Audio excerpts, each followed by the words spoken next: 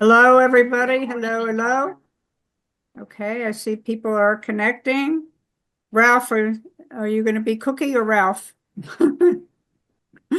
Okay, great. Okay, so I think a lot of you have seen David before, and if you haven't, we're glad you're here to see him now. David has been a tech consultant for us now for several years, and he also works with other organizations giving tech support. Um, and he's very good at explaining, I think, tech stuff to people like moi, who is like, what's that? What's this? How does that work? You know, et cetera. So that's his role here today. I'm going to let him introduce the topics he's going to cover. And if for each one, if you have questions, it's fine to obviously admit ignorance or just say, hey, I want to know more about this or that. But he's going to try to explain what these things are, if and how we should use them.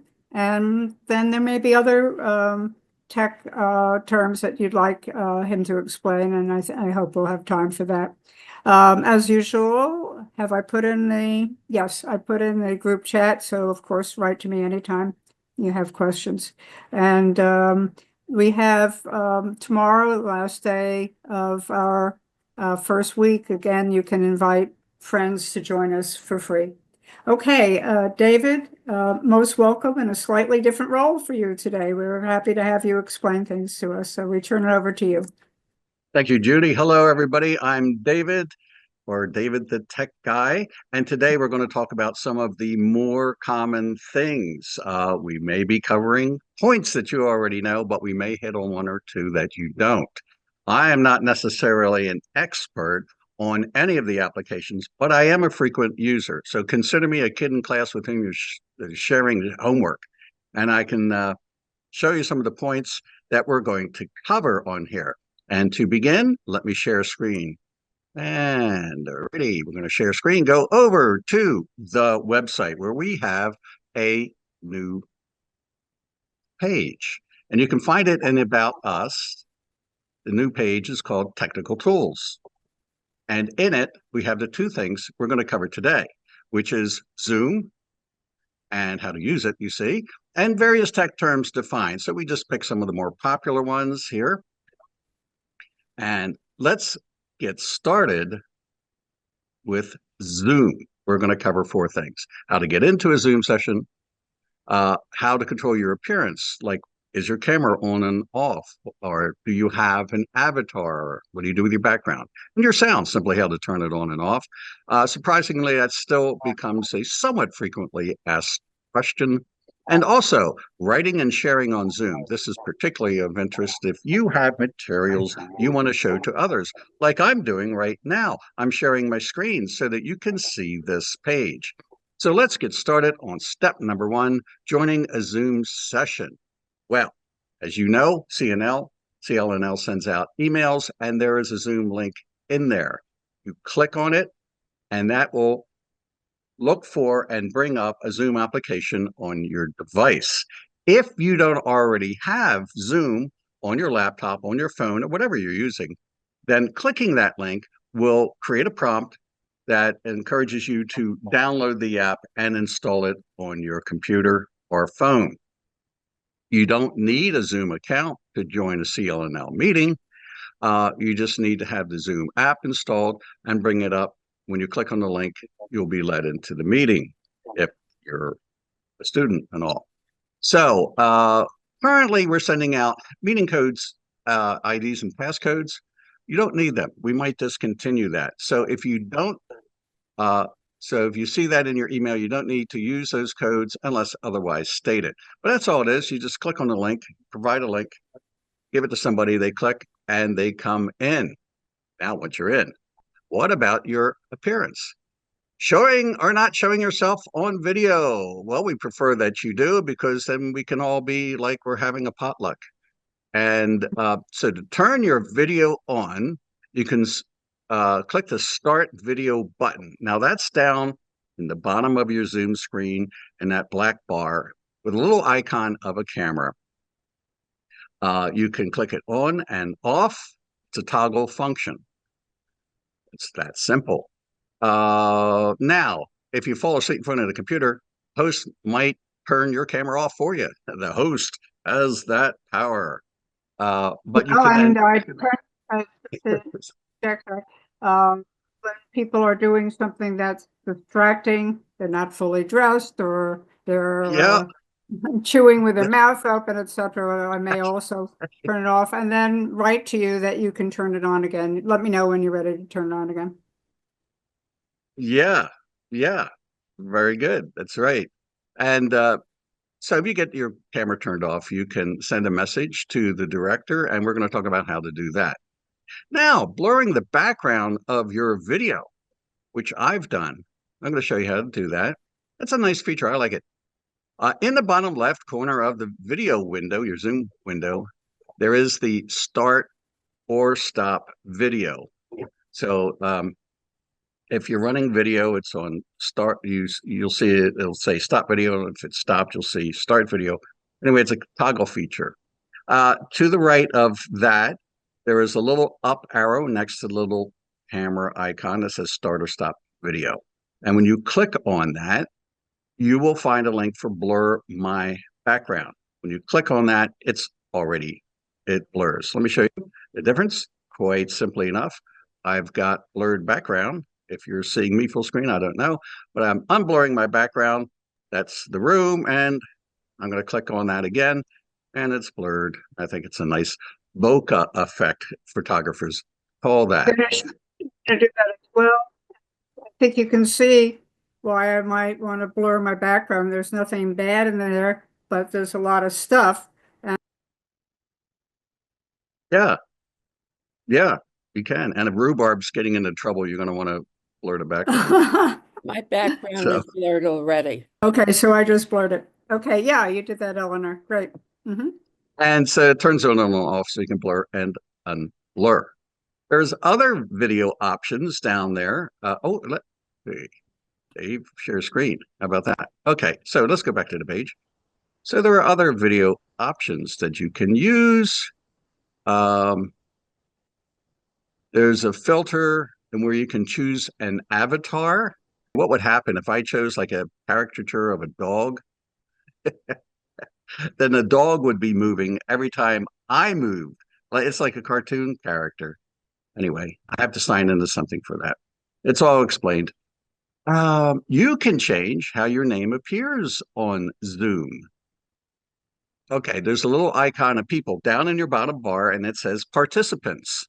And it shows you how many participants are there. When you click on that icon with the people on there, you're going to see everybody listed, including yourself. To change the name, just look for yourself and hover over it. And when you do that, you get 3 horizontal dots.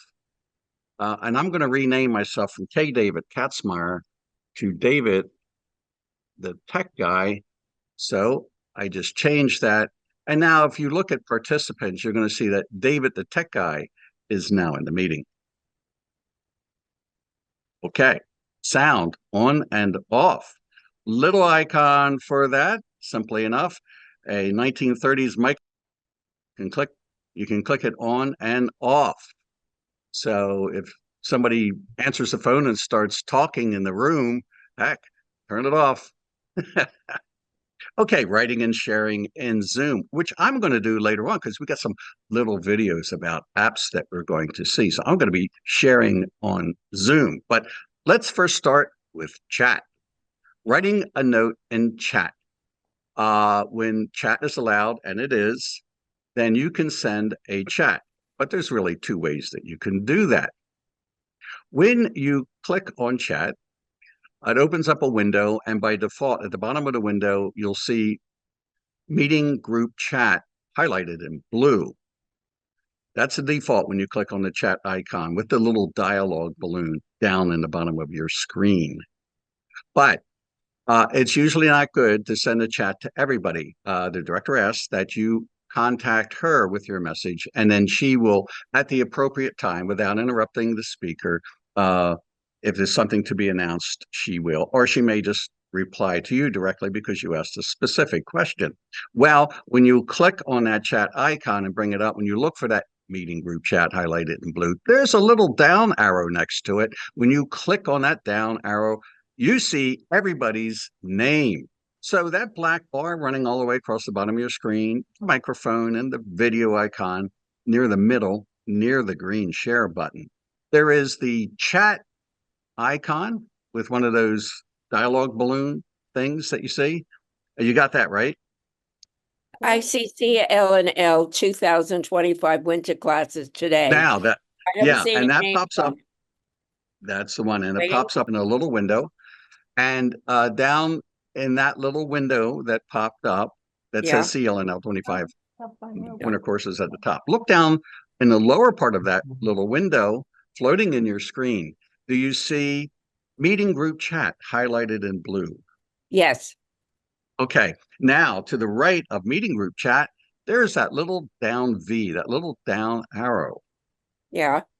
And when you click that down arrow, what happens? Yes, I get the names what- that way. Yeah. You get the names. And when you click on anybody's name, then you'll see that their name now replaces meeting group chat and their name is highlighted in blue.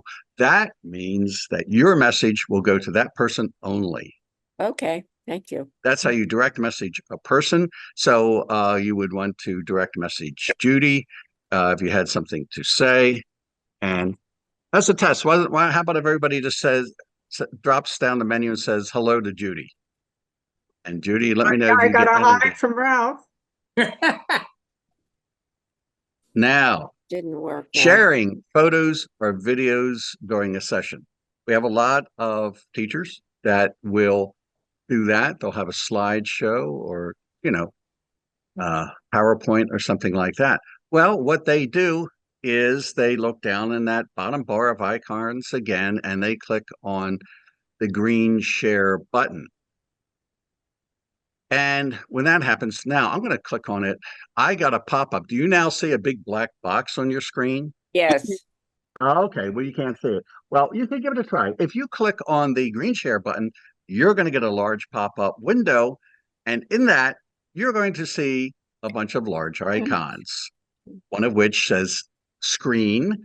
And that's the one I'm using right now. That means that whatever happens on my screen is being shared to you. And if I change a page, you see me change a page, whatever.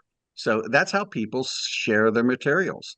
But there are other icons. If you click on your computer and you click new share on your computer. I see that. All Nothing. right, now you're not sharing yet, but what you are seeing are a bunch of large icons in that window that popped up, giving you choices, which Zoom, means various texts. Yeah. that's right. And if you have other windows open or something, like if you have an internet browser open, you might see that as one of the icons. So it's just, or if you have a folder on your computer open, you'll see that as one of the icons. Or you can do a whiteboard, you can do various things. Most of the time, people just use the screen share, but it does have options to do more.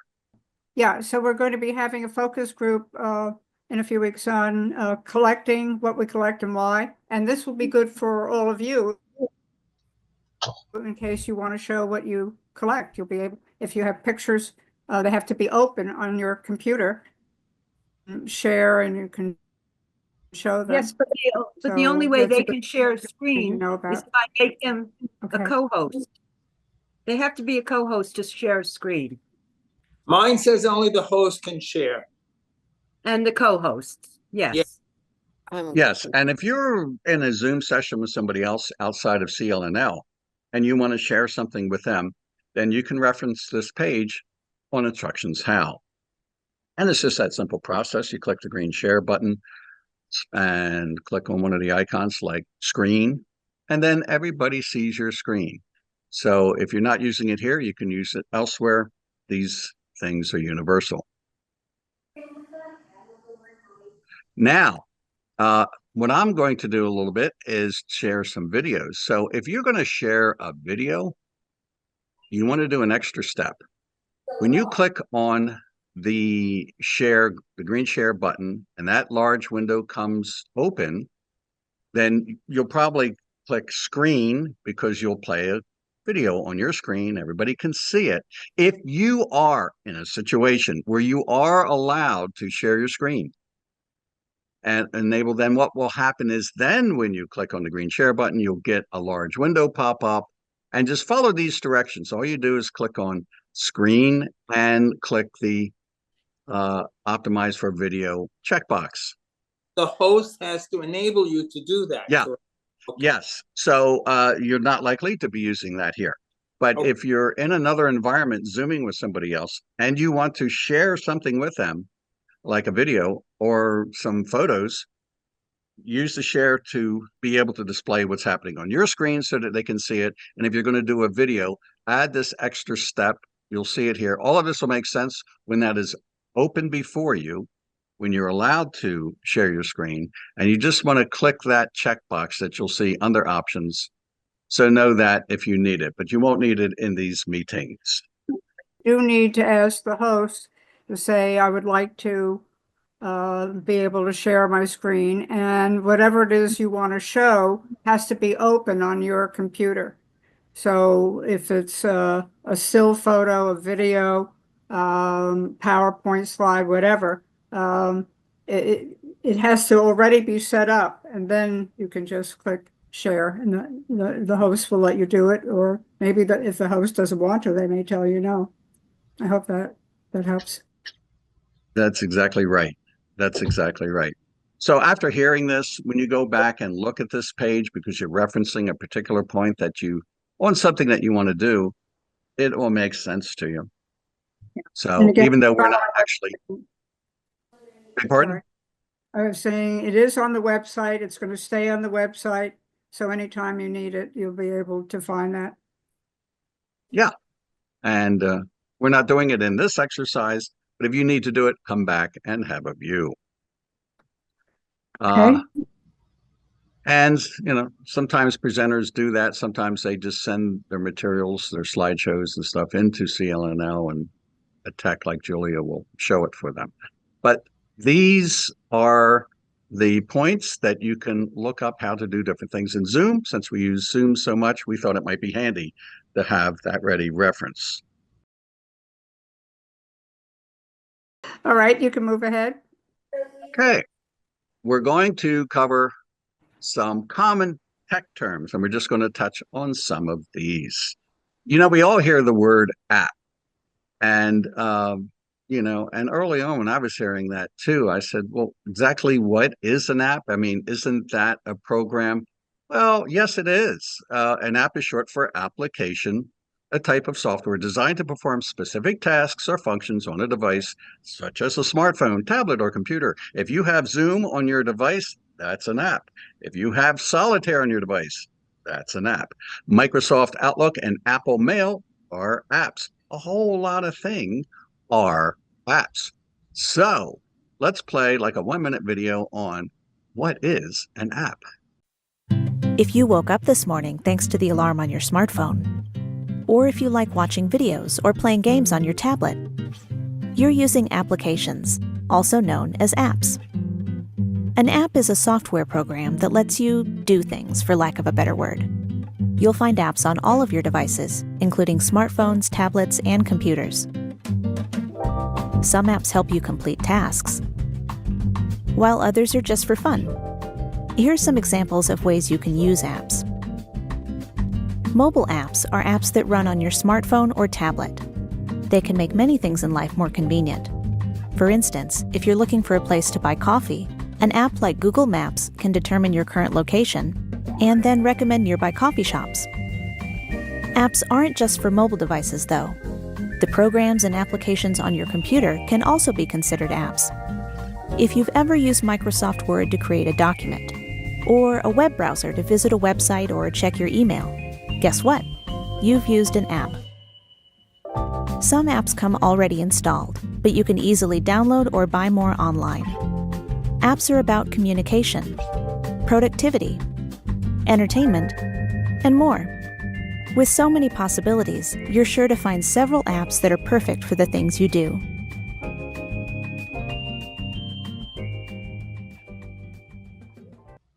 And that's all. It's a rather general term, but an app is an application.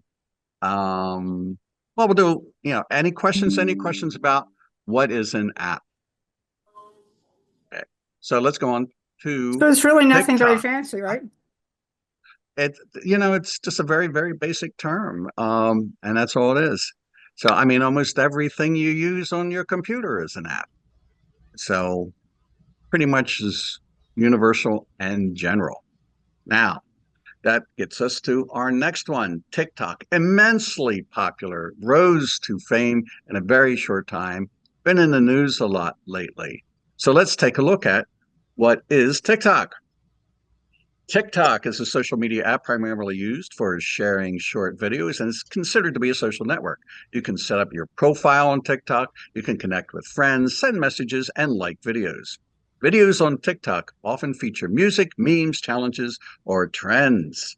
This platform became wildly popular, particularly among younger users. It began in 2016, available in the US in 2018, and in 2022, it hosted more than 1 billion active users each month. Wow, talk about rise to stardom. Mhm. Predecessor to TikTok was called Vine. That's where people could share 6-second videos that would loop. It was launched in 2012. 4 months later, Twitter bought it for 30 million. It appeared on iOS devices in 2013, and Android and Windows soon followed. This was also considered a social network, and videos could be shared on other social platforms like Facebook and Twitter. Went on to have more than 200 million active users by the end of 2015, and it competed with other major players like Instagram and Snapchat. However, Twitter disabled it in 2017. It did keep the archive until 2019, but that's when they discontinued it altogether. However, the meteoric rise of Vine may very well be what inspired the creation of TikTok in 2016. And boy, did that catch on. And there's a spontaneity to it. You could be out and around having fun. You use your phone, you shoot a video, a couple of clicks. You've got it up on TikTok. People can see it. They can like it. They can share it to their friends. They're sending a link that they can look at it. You might start trending. And that's that. So it's just basically a video social network. And, you look at the progress of this, it sort of has a parallel in video to what text had in Twitter. Because in Twitter, originally you can only do 140 characters. And so it became very brief. Then they increased that to 280 characters. Then they allowed images and they allowed videos. So it kept growing in demand. But this sort of followed the same thing. This whole trend started out with 6-second videos, and it grew to where it is today. TikTok, wow, popular. TikTok, anybody have any questions about TikTok? Yeah, what Yeah. is the difference between TikTok and Instagram? Why would people use one instead of the other?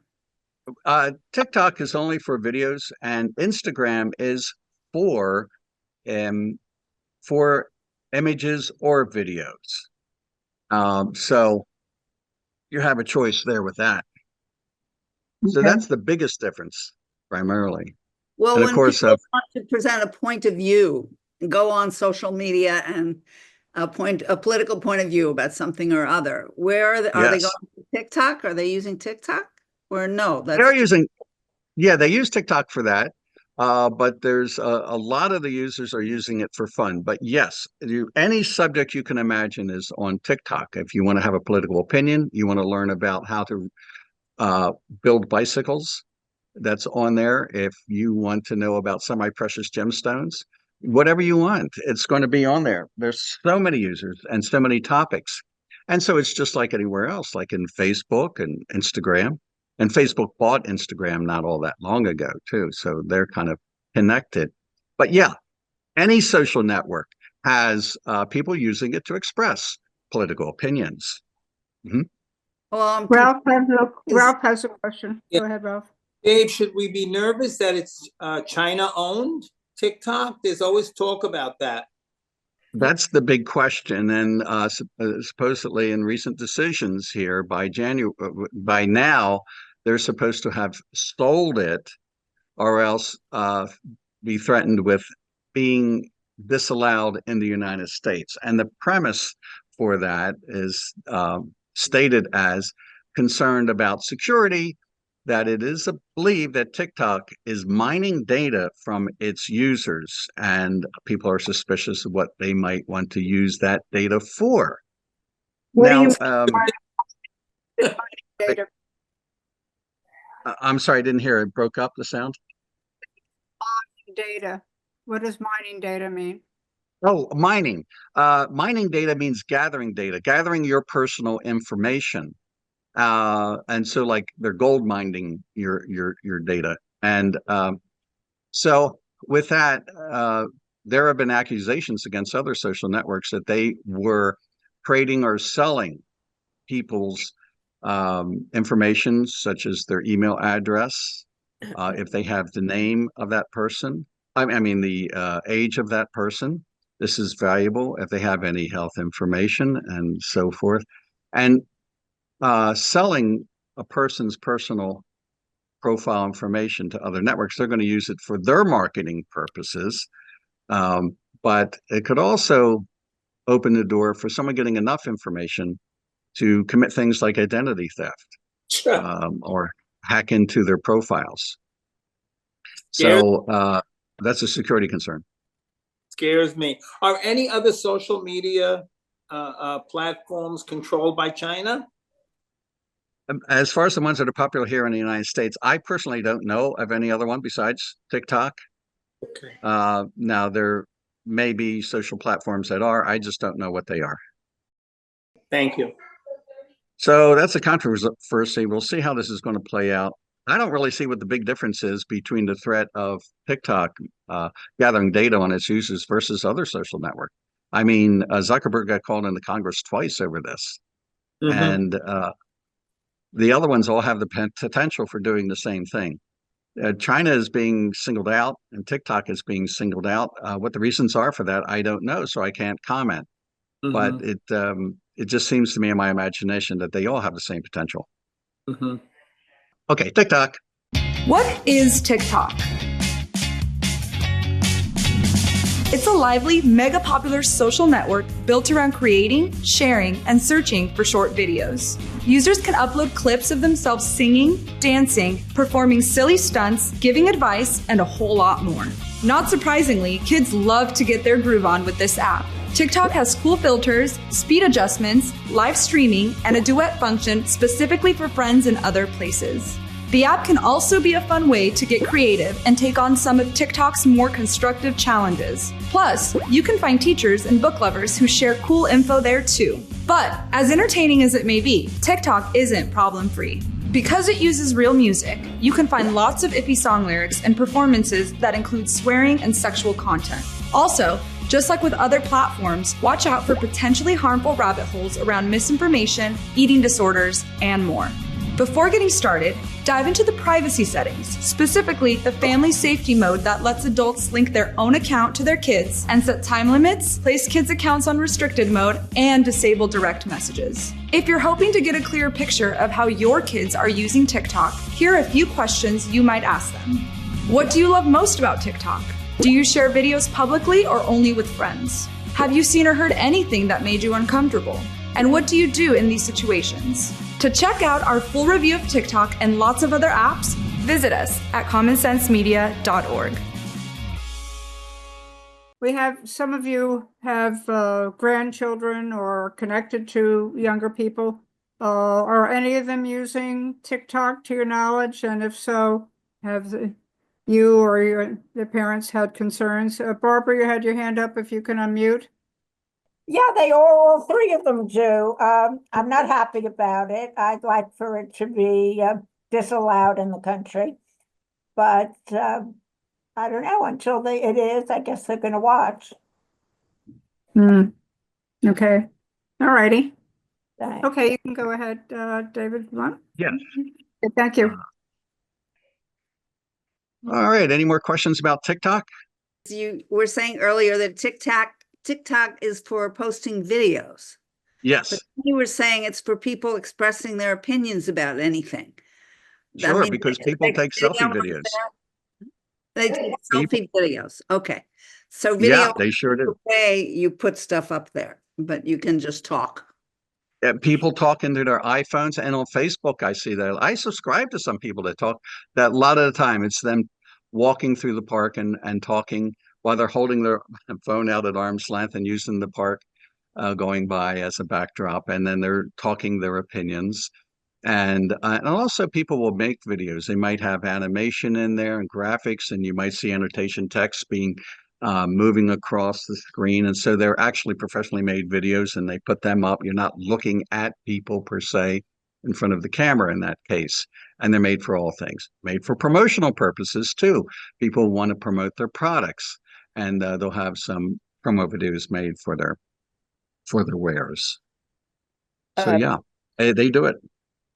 I don't have an Instagram account, but nevertheless, I still get Instagram from other people, people I know. So I don't know if that has anything to do with it. Do you have a Facebook account? Yes. It might possibly be because there's a connection between Facebook and Instagram. I don't know what exactly the messages are that you got, but All personal. So it's not um, strangers just writing to you. No, it's just people I know. yeah, there is a connection. In fact, it's possible to post to Facebook and Instagram at the same time, where the same post appears in both places. Why you're getting notices, I don't really know specifically, but it's probably due to the fact that Instagram and Facebook are connected, and you have a Facebook account. Okay. Alrighty. Any other questions? We move on to cue the slow rise of ominous music. Chat GPT, AI, artificial intelligence. Well, we ought to be able to master that because we're doing pretty good at fake stupidity, but a little joke there. I had to get that out of the way. But anyway, Chat GPT. GPT stands for Generative Pre-trained Transformer. I got to practice saying that. In ChatGPT, it refers to the type of programming language used to generate responses to questions. The chat part of the name comes from the fact that users type in text to ChatGPT to interact with it. This is a chatbot developed by a company called OpenAI that uses AI, or artificial intelligence, to process natural language and respond to questions, which is really kind of mind-blowing. Responses are derived from scanning massive amounts of data on the web that ChatGPT can quickly assimilate to compose relative answers. Its ability to discern proper meaning to relate to queries is impressive. I even heard on news, I think I was listening to a little segment on NPR, where some college students were found to be composing papers in AI and handing them in, and they got passed off as real. Now, how is something that advanced? It's really amazing. I mean, it is overwhelmingly impressive, if you ask me, and a bit, ominous. But that is AI. Any questions on artificial intelligence? Yeah, Ralph, go ahead. So in my phone, I go to WhatsApp and it says, ask Meta, AI, or search. Is that the same thing? No. No, there are different chat AIs. Chat GPT is a Microsoft product. Now, Google has a chat AI as well. It's called Genesis. And only people who are paid admin users of Google, as CL&L is, can use Genesis at Google. And it does basically the same thing. Users that I know are familiar with both say that ChatGPT is the best one out there because, well, it makes sense because they're the groundbreakers in this and making it available to the public. And Meta AI is another one. So they are different in different companies. So how do I find that on my phone? ChatGPT? Do I go to Safari? How do I do it? Yeah, that's what I do. I just type in Chat GPT and, comes up. Let me do it on my screen right here. And that's it, chatgpt.com. Official Ah. website. And, Mhm. and that's it. And then And then you you can, download. you can use it online through your browser. Do they have a downloadable app? Yeah, ChatGPT for iPhone. You can download There you it. go. There you go. You can do it with an app on your iPhone. I'm not surprised. Oh, wow. Interesting. Yeah. Great. David, Thank I have a question about AI. The previous session today that some of you came to, Kristen Brockman, the photographer, went to Italy, and he sometimes used AI for editing his photos, rather than, Yeah. edit. That's Yeah. another form of AI. See, AI isn't limited just to text and stories and so forth. You can now. My wife likes to play games on the computer, and she has game mates around the different parts of the country, and they create profiles and characters. And she created a character. She gave a description of what she wanted her avatar to look like of her character that she was playing in the game. And she showed it to me, and it was this beautiful, rather realistic, three-dimensional character, and it had all the qualities in it that's described, to have this kind of a look, this kind of hair, and all this other stuff. So there's image AI, there's text AI, there's all kinds of AI. There's, as the video mentioned, you can actually ask AI to write code. For instance, if I want to say that I want to create a web page and limit the width of the paragraphs and have the text be purple, but I don't know how to do that. Can you give me some code to make that happen? And it might just give me the code that I can copy into the web page, and that happens. I just typed a question here, getting back to text AI. What is the Center for Learning and Living in New York? And it gave a description right here. First time I ever Flattering. tried that. So that's from AI, and you could Where actually did they get that from? They probably got it from what we've write about it ourselves. just from what it has scanned on the web, and Okay. it actually wrote this. Now, some of those sentences could actually be plagiarized, but many of those sentences could very well be all original. But they are original compositions of information that it's gathered. It doesn't make up information; it just makes up how it presents it. So there you are. There's an example of it right there. I subscribe to the Washington Post online. I don't know if anybody else does that. And they are now using AI, so you can comment on articles as you can with the New York Times. But what the Washington Post does that's different is that AI summarizes the comments. Wow. And it says most people agree that, so and so is a jerk. But there are some people who think, no, this person is really deep and brilliant, whatever. And then when you look at individual comments, it gives you four possibilities. You can't just recommend it. You have four possibilities: clarifying, new to me, thoughtful, provocative. I think those are it. And a lot of the reactions I've seen is, I hate this. I hate it too. Terrible. Oh, scary. It really, yeah. But and so you see the same thing. But anyway, that's how they're using AI. So it doesn't always go over really well. Yeah.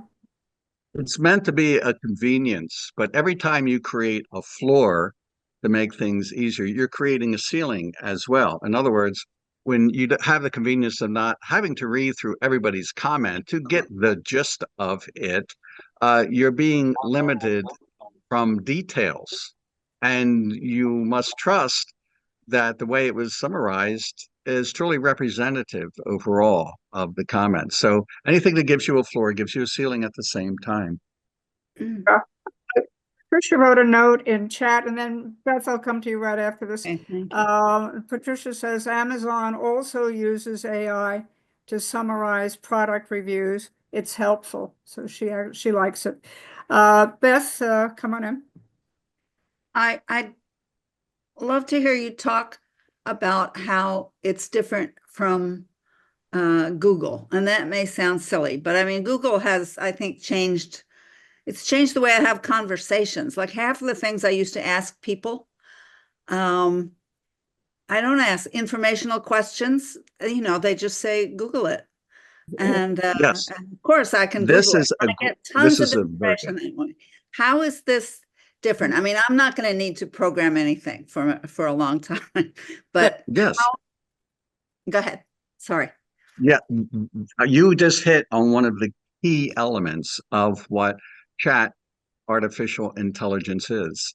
And I would like to play this video because in there, what they touched on ever so quickly, they go through these videos with the graphics, they go so quick.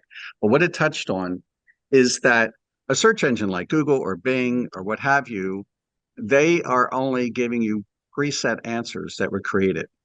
Like for instance, on web pages, you can actually fill in a blurb that you want the search engine to give to somebody. If they do a search query for which the search engine gives a response linking to your page, then you say, okay, you're sending somebody over here because I have red sports cars right here on the lot. If they act now, super deal. Just call Fair Deal Dave.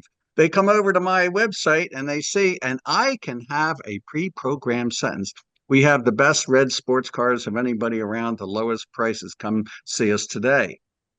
So search, and if I don't provide that to the search engine, the robots are going to scan the text of the page and they're going to select a segment, usually the first sentence of the first paragraph from the page, but not always. And that is going to come to the user in a search engine query response unaltered. It's going to come out verbatim. But when AI says, what can you tell me about Dave's red sports cars? It's actually going to compose original story about it and talk about the car dealership without taking direct quotes, although sometimes it happens, and it's going to compose it all for itself. How long is that video? Let me see how long that video is. Yeah, you want to see the video? Play it Okay. ChatGPT is an artificial intelligence tool that belongs to a category of generative AI, which can create new content in the form of text, audio, images, simulations, and computer code based on a text prompt from a user. The GPT in the tool's name stands for Generative Pre-trained Transformer, and ChatGPT can generate an answer to almost any question it is asked. The tool was released for testing to the general public in November 2022. Since then, millions of people around the world have used the tool to create computer code, write college-level essays, generate poems, write fairy tales, compose press releases, and even create groan-inducing dad jokes. The tool is different from traditional chatbots, which rely on predefined rules and scripted responses. While chatbots can answer questions and perform basic tasks, their responses are more limited to what they have been programmed to say. These tools generally are based on decision trees, following a fixed path of questions and answers. Generative AI uses deep learning models to generate responses that are not pre-programmed. By utilizing large amounts of data, the tool can identify patterns to create unique responses to a user's input. Because answers are not scripted, generative AI can create responses that mimic human conversation with natural language.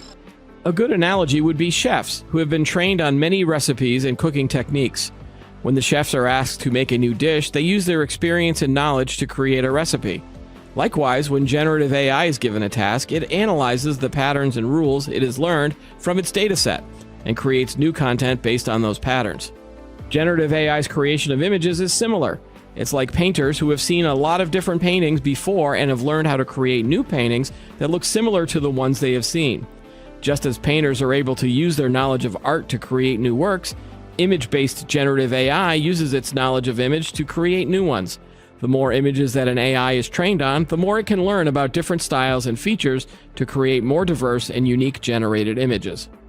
There are several issues around the tools, however, including concerns about bias over the datasets, concerns about whether copyrighted materials are being used in the datasets, and the accuracy of responses. The makers of this technology have acknowledged that we are still in the early stages of development and that end users should not assume the answers are absolute truth. Still, the technology seems destined to be integrated into other applications and tools, with companies such as Microsoft, Google, and others adding generative AI features into their search engines and other applications. Okay, I just want to know, Patricia wrote a note in chat that chat, the one you were showing, she says is Google on steroids. So strong stuff. Ralph, Yeah, and it can think for itself. yeah, Ralph, go ahead. You had a question? Yeah, so when I went to download it, it's charging me. Is it supposed to be free?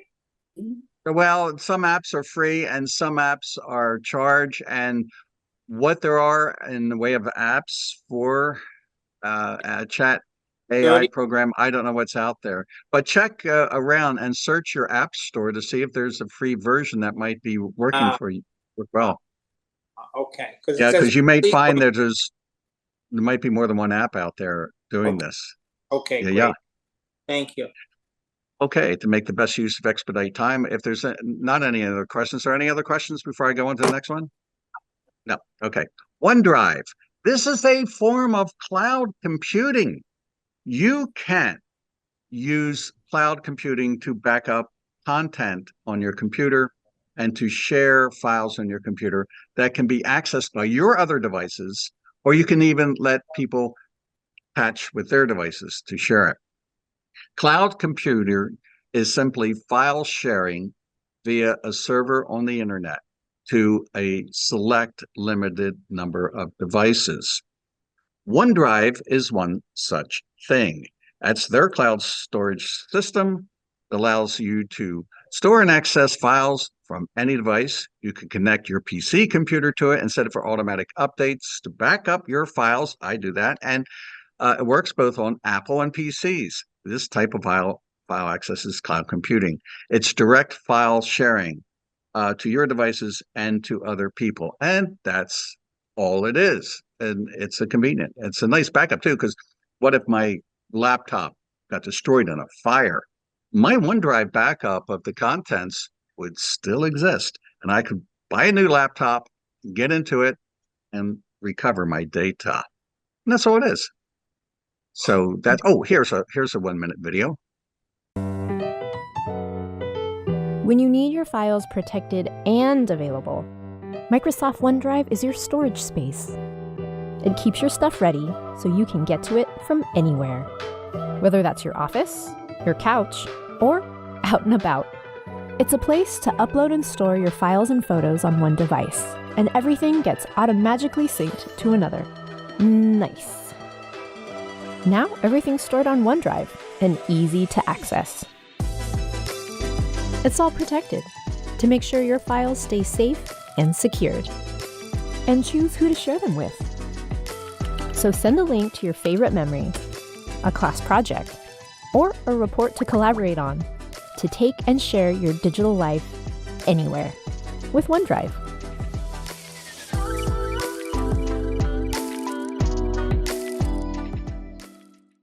Anyway, that's what it is. I like it. I use it.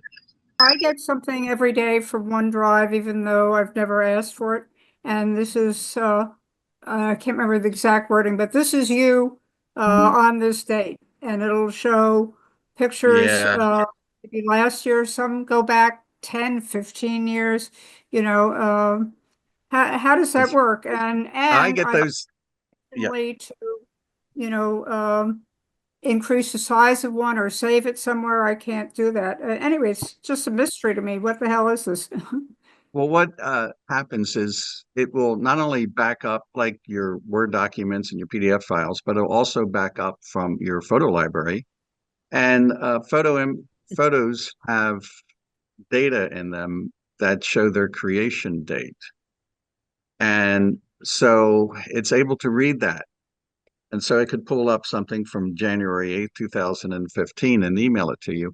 and say, here it is. This is a memory from this day, from Usually 9 years shows ago. several different dates, different And years. yeah, okay, there you go. And it does that just by looking at the dates stamped into the digital code of the image, and it'll send you that email. Now, the way Okay. that you go up to your OneDrive, by the way, and let me show you, I'm sharing a screen. Now, in this left column, I have a bunch of links, like on my local computer. I got videos, I got pictures, I got documents, my PC, Windows program itself. But up here, this is my OneDrive deal. And this is all the files up online in cloud storage that, are backed up here.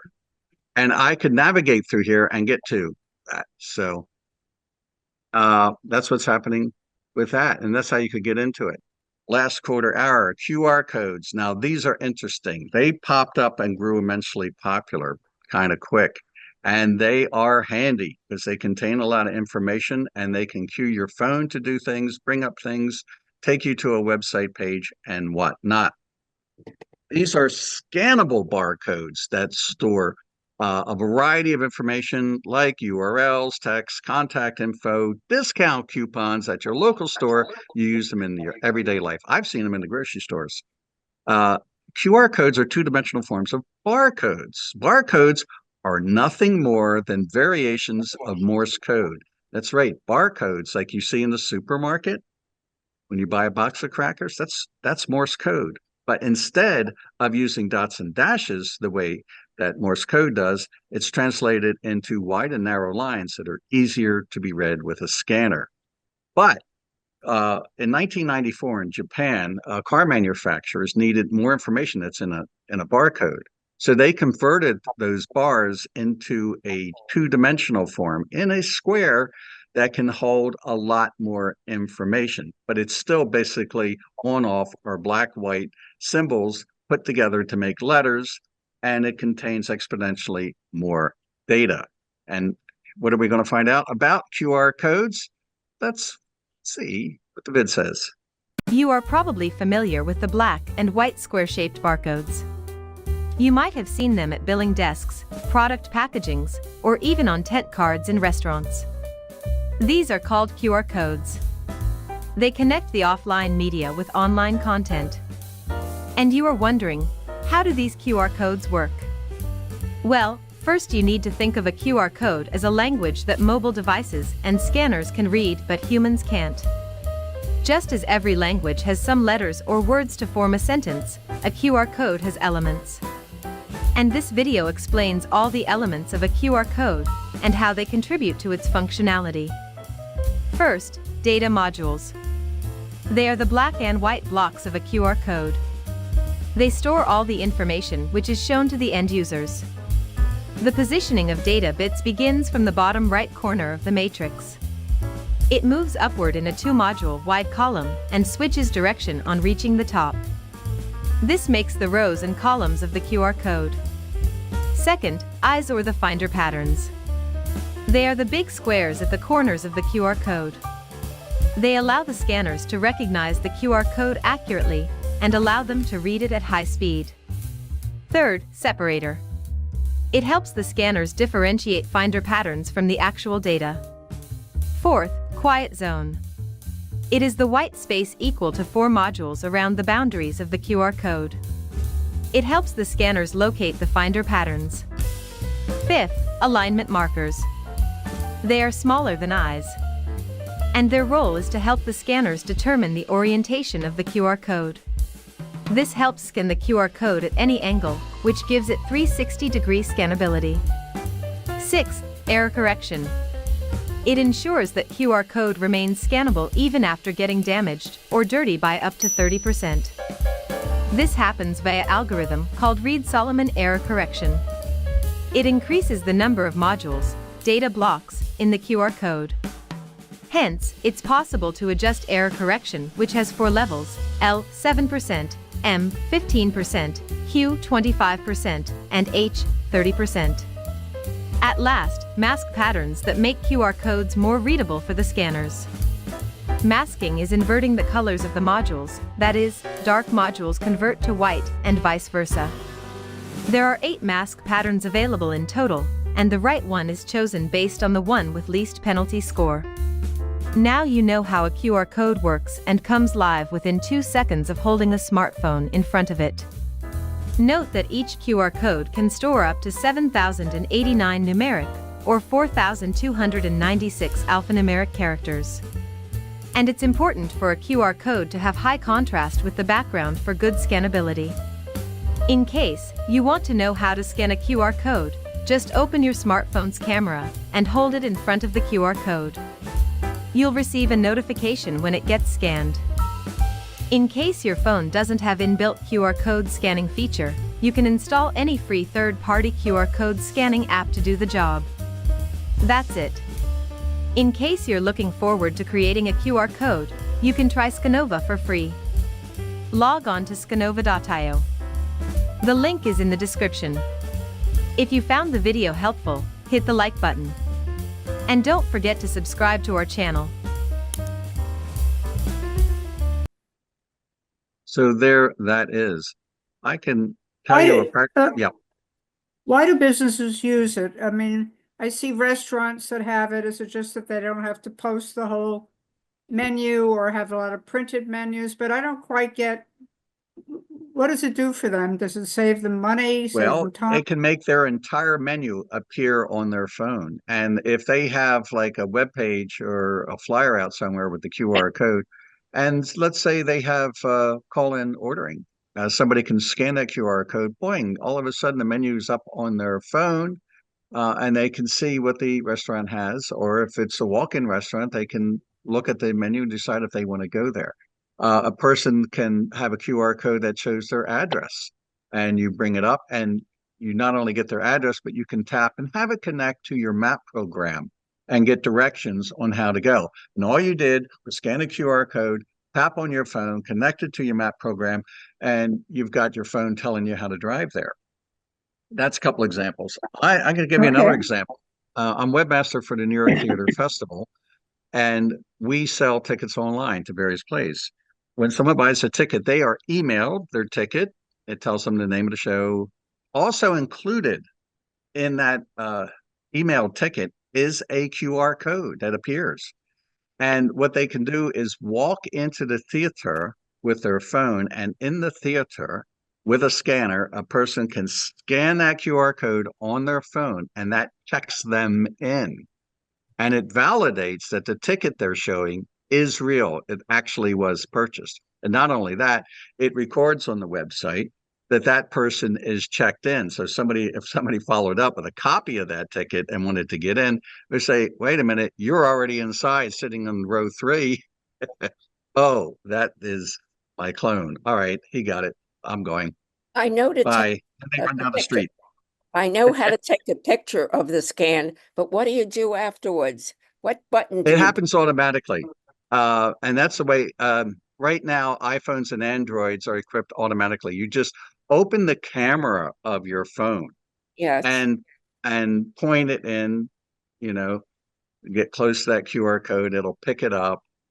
And then whatever it's programmed to do will happen automatically. Does it bring up your map program? Does it bring up an address? Does it bring up a menu? Does it do any one of other things? Take you to a website, for instance. Comedian Jeff Dunham has done that. He actually showed a QR code on the screen on stage and told people, hold your phones up there and you can get a discount on some of the merchandise that I sell if you scan that QR code on your phone. Here, it's only going to be up for a minute. You better get it.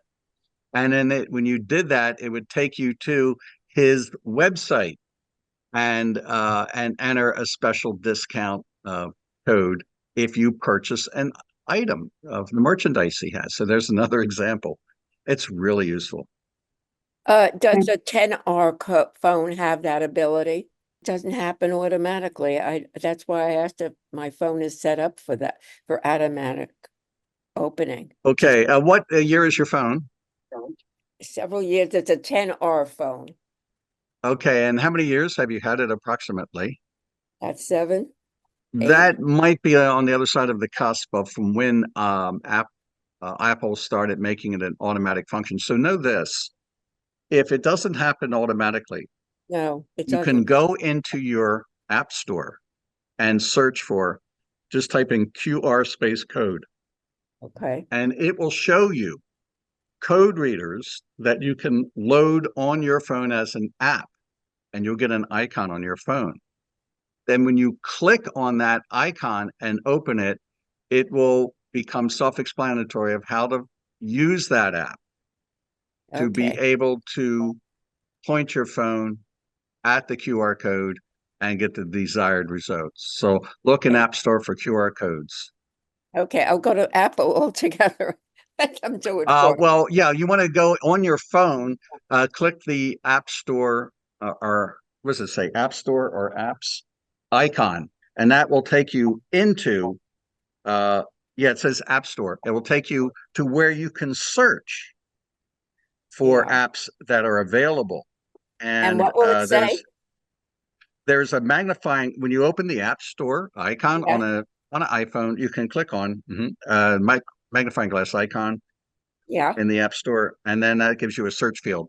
Type in QR code there, and you can read directions and instructions before you download it, and give one of those a try and see. Okay, That but might enable what's the your name of phone. the app again? QS, what Well, is just you type in QR code. That's what it does, QR and you're going code? to see apps of different names, like easy QR codes or QR code reader or something like that. You're going to see more than one, and just look at the descriptions, and you may see ratings there too from users, and Okay. that should enable your iPhone. And the way I know that is on my older version of the iPhone, before I got this one about almost 5 years ago.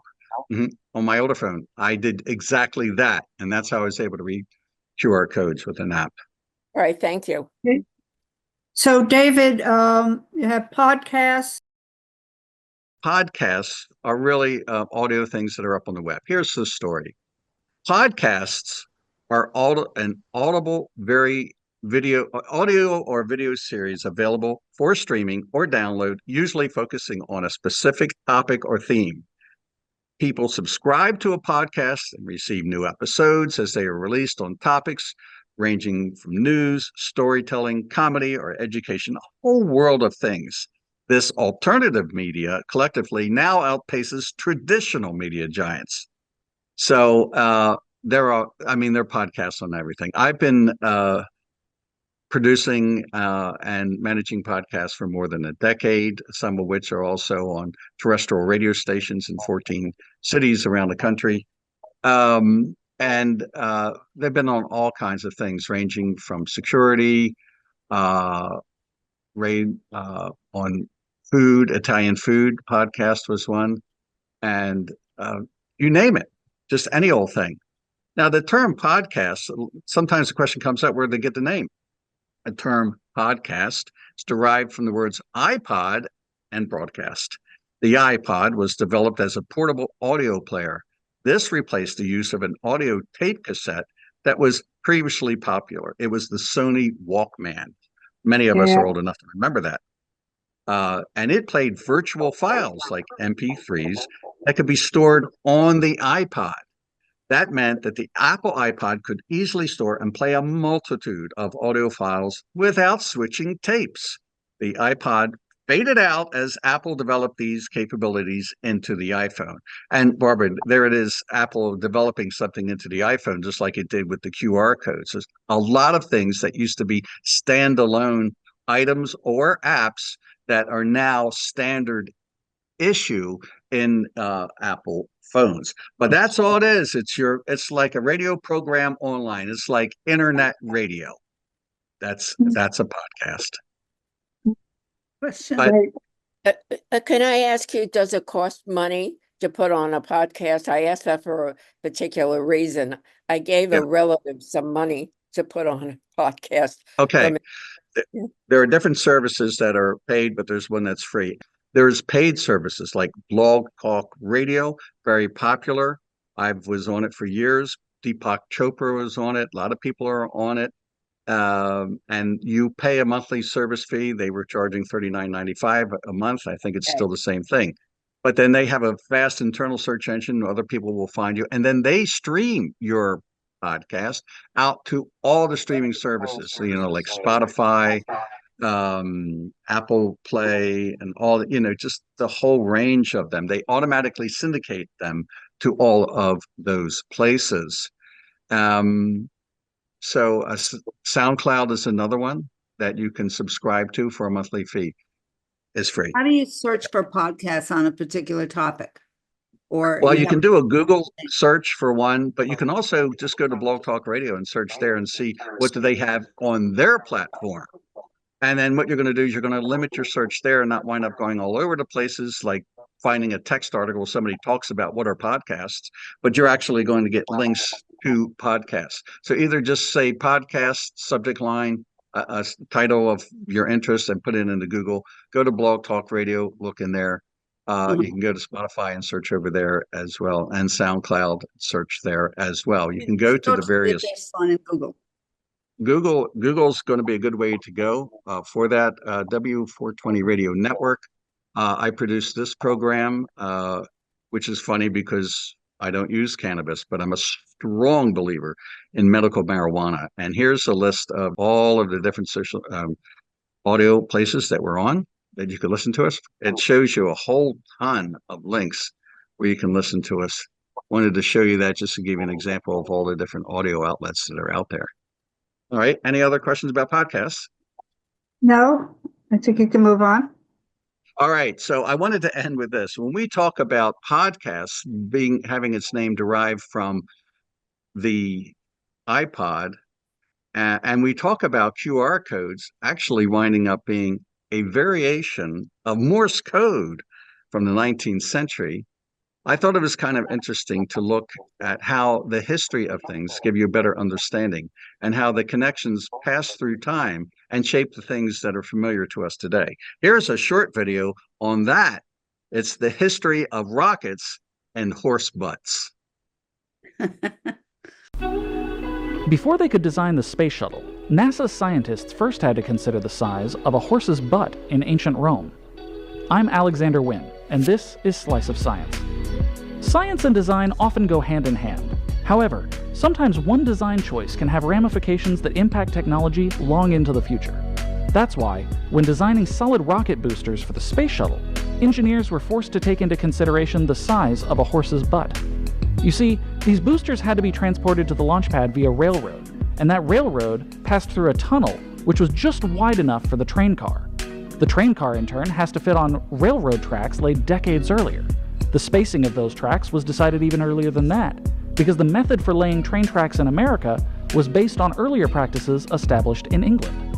There, the dimensions for train tracks were based on the train's predecessor, the tramway, whose dimensions were themselves based on pre-existing equipment and measurements originally designed for wagons. The dimensions of wagons in England had to be universal because if their wheels didn't fit into the ruts of the road, they would break more frequently than the McFlurry machine. The ruts on all the major roads in England were first ground into the earth by Roman chariots, whose wheels were set far enough apart to accommodate two big horse butts between them. Who knows? Maybe one day people will be living on Mars, driving down roads whose sizes are still based on an ancient Roman horse's butt.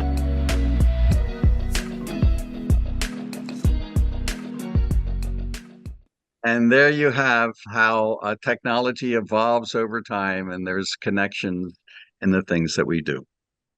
So before we thank David, I want to mention to everybody here, if somebody says to you, well, what did you do today? You said, well, I learned about cannabis and horse butts. That'll do it. And encourage them to come back to CL&L. David, this really has been very well done, very interesting, and I think very helpful. So we really thank you. Can we all thank David? And we will. And I thank you, Director Judy. You actually created the outline for this and wrote most of the text and descriptions, and I went in and put the leaves on the trees and filled it out. So thank you. I found it quite interesting to do as well. Okay, great. Okay, take care, everybody. Hope to see you tomorrow. Okay. Bye-bye, and encourage your friends to come.